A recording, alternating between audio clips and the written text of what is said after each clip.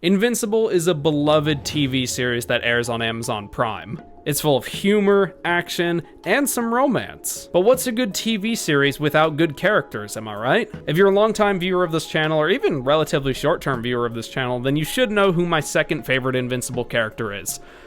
Number 1 goes to Machine Head. I apologize for nothing. Shut the hell up! You should all know how much I love it when Rex Splode comes on screen. And up until this point, I haven't found an accurate adjective to describe why I love it so much when he comes on screen. But recently, I think I finally figured out that adjective. And that adjective is endearing. And relatable, too, quite frankly. Rex Splode is pretty relatable. So today we're going over 10 of my favorite Rex Splode moments across all of Invincible. And unlike most of my other ranking videos, this one is in a particular order from worst to best. Not that any of the moments are bad, of course. Anytime Rex is on screen, it's a good time. Number 10, Dream Team. You know what's better than superheroes on screen? Superheroes teaming up on screen. And that's exactly what Season 2 finally gave us. A little team up between Invincible and Rex Splode. The alien they're trying to take down is as dumb as a stump. And I guess if you squint at it just a little bit, you could see this moment as Rex leaving some, if not all, of his emotional immaturity and emotional stupidity behind. If the Dumbo alien is the representation of Rex's insecurities, then Mark is the representation of Rex agreeing and willing to move forward.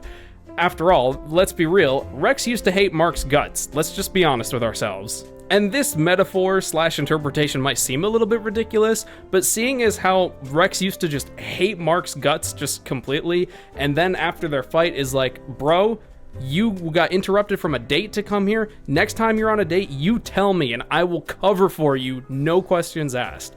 You can tell that Rex has really grown a lot.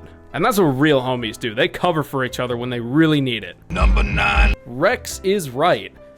In Cecil's eyes for the very first time, and probably very last time. After putting a stop to the Mahler twins as well as Angstrom Levy's big machine, Mark is kind of feeling beat down after all this death and destruction unfolded.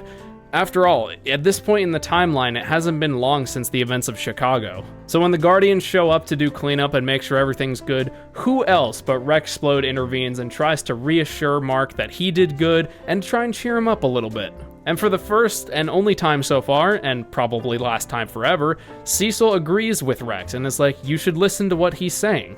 I can't believe I'm saying this, but listen to Rex. And if Cecil, of all people, is telling his golden boy, Mark, to listen to Rex, then you know Rex has really come a long way and is really starting to grow in his intelligence and emotional maturity. Number 8, Rex cares, Kate. In Season 1, we all knew Rex as this asshole and cheater. Literally, he cheated on Eve with Kate. So imagine Rex's shock when he walks in on Kate doing it with the Immortal.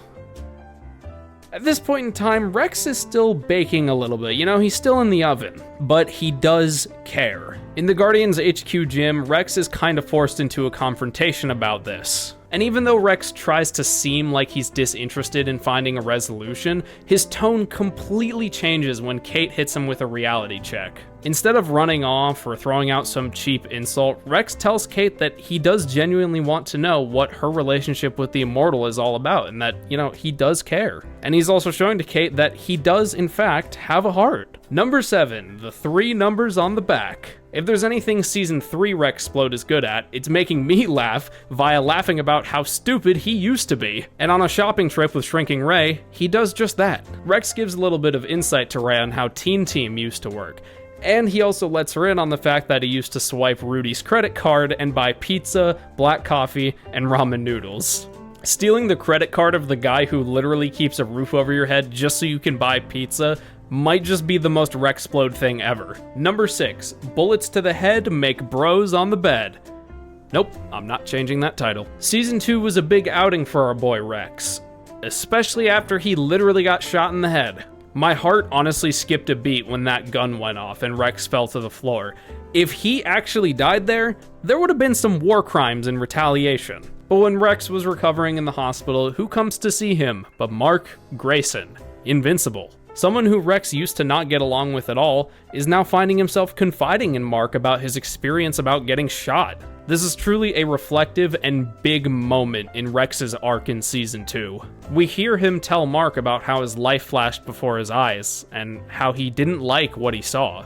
For example, his mistreatment of every girl he's ever dated, especially Eve. And even though he's hospitalized for a bullet wound to the head, Rex still communicates to Mark that he can tell something is up with Mark and that Mark can confide in him as well. Talk about goddamn character growth done right. Number 5, Rex is invincible. Yeah, even though we just talked about all the deep writing and character growth that came about as a result of Rex's injury, I still think the comedy of the scene of the injury itself is just too funny. Seeing Rex turn to those GDA soldiers and saying that he's practically...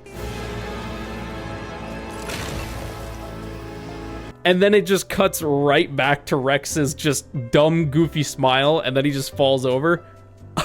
I know it was like a serious, like, sad scene, but I could not stop laughing. I'm sorry, but that was easily one of the funniest bits in the entirety of Season 2. Coming in at the number 4 slot, we have Bro Talk.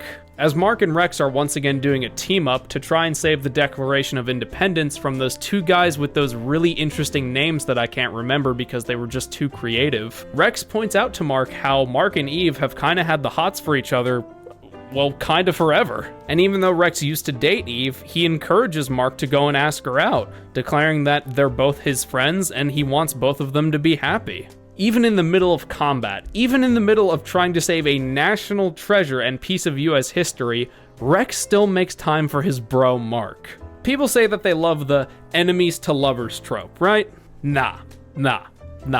Romantic rivals to homies for life is way better. And getting started with the top 3, in the number 3 slot we have Rex's favorite finger. In Season 2, Rex didn't just get his brains blown out, oh no, he lost a hand too. But thanks to the efforts of the GDA, Rex managed to get a new robotic replacement hand, one that works in conjunction with his powers no less. But due to Mark's new training schedule and the financial cost of it, Cecil hasn't had much time to, make sure the equipment of his actual superhero team is up to code. And as a result, Rex's favorite finger isn't even working. I'll give you 2 guesses as to which finger it is. Even Mark acknowledges this as a serious, honest-to-God problem that needs immediate fixing, saying that, "It's his favorite finger, Cecil. Can't we do something about that?" In the number 2 slot, we have a moment that I like to call bros before contractual obligations. As Mark is getting his brains fried out by Cecil after their fight, check out this video if you want a full breakdown on Mark and Cecil's fight, as well as my thoughts and takes on it. Rex and many of the other Guardians agree that this is, for lack of better words, fucked up. And who? Who do you think is the first Guardian to declare that Cecil is in the wrong and that they don't care what Cecil says? That's right, Rex Splode. With a determined, Fuck this! Rex is the first Guardian to come to Mark's aid and defend him. The other Guardians, most of them actually, they like Mark, but they don't know Mark, not like how Rex knows him. So it's little surprise that Rex isn't gonna stand for the bullshit Cecil is pulling.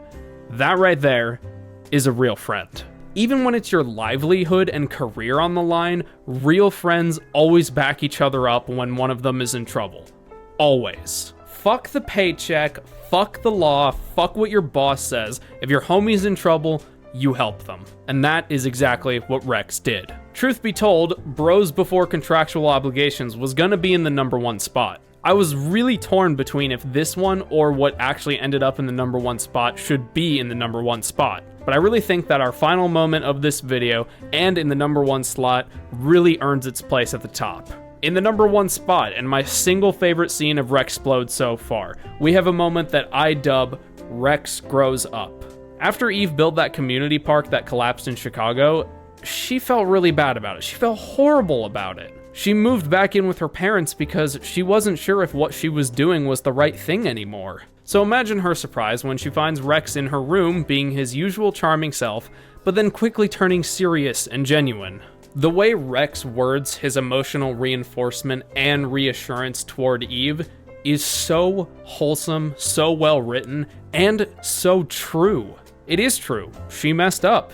Eve made a mistake. But who hasn't made a mistake in their life? As Rex puts it, To fuck up is human.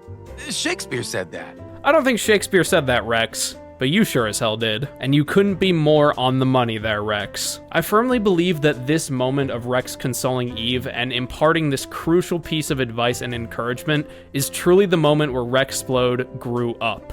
Is he still an asshole sometimes and is still working on maturing? Yeah, of course, absolutely. But is he still that same immature, just complete and utter asshole we knew in season 1? No. Not by a long shot. And the dinner scene between Rex and Ray in season 3 really shows how far he's come. Rex Splode genuinely has one of my favorite character arcs across the entirety of Invincible. And I think that's because it's relatable, it's endearing, and it is undeniably human.